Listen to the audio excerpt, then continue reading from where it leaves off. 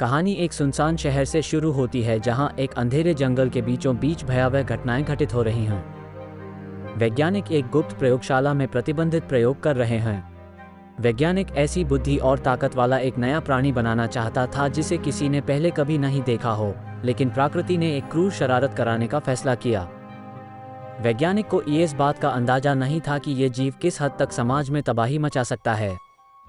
एक दुर्भाग्यपूर्ण सुबह, जब प्रयोग अपने चरम पर था, तब सिर और गर्दन लेकिन कोई अंग नहीं वाला बड़ा किस्मत प्राणी वैज्ञानिकों की पकड़ से बच गया और गंदे सीवर में जा गिरा।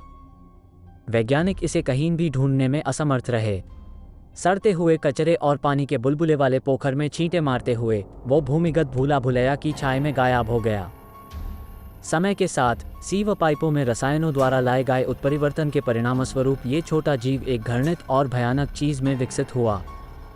जैसे जैसे वो जीवित रहा, उसकी गर्दन का आकार बढ़ाता गया और उसका सिर अत्यधिक सूज गया, आकार विकृत हो गया। किसी ने कभी भी इस तरह का राक्षस नहीं देखा था। ये एक राक्षस से कहीं अधिक था। इसे देखेकर कोई भी मर सकता था। इस जीव ने फैसला किया कि अब इस भूमिगत अभयारण्य से बाहर निकलने का समय आ गया है। इसलिए वो इस गंदगी के गड्ढे से बाहर निकलने और जीवन में प्रकाश का रास्ता तलाशने के लिए अंधेरे पाइपों के माध्यम से भटकना शुरू कर दिया। थोड़े संघर्ष के बाद प्राणी को एक रास्ता मिल गया बाहर। प्राणी शौचालय का उपयोग करा के एक घर में घुस गया। उसकी आंखें क्रूर आग की लपटों से जल गईं और उसकी एटीआरपीटी भूख के कारण वह आतंक से चिल्लाने लगा। घर में मनुष्य सो रहे थे और ना जाने कौन सी शैतानी उन्हें छिन भिन कराने आ गई थी। वे अपने सामने खड़े इस जानवर को दिखाकर एक भयानक चीख सुनाकर जाग गए। जैसे ही उन्होंने प्राणी को अपानी और बढ़ाते देखा तो उनका दिल भय और आतंक से भर गया। निर्दयी प्राणी ने किसी को भी नहीं बख्शा और उन्हें मार डाला। उन्हें मारने के बाद जीव ने पलक तक नहीं झपकाई।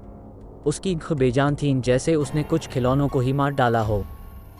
इस दुर्भाग्यपूर्ण रात को शहर मृत्युशैया बन गया। हवा चीखों और कराहों से भर गई थी।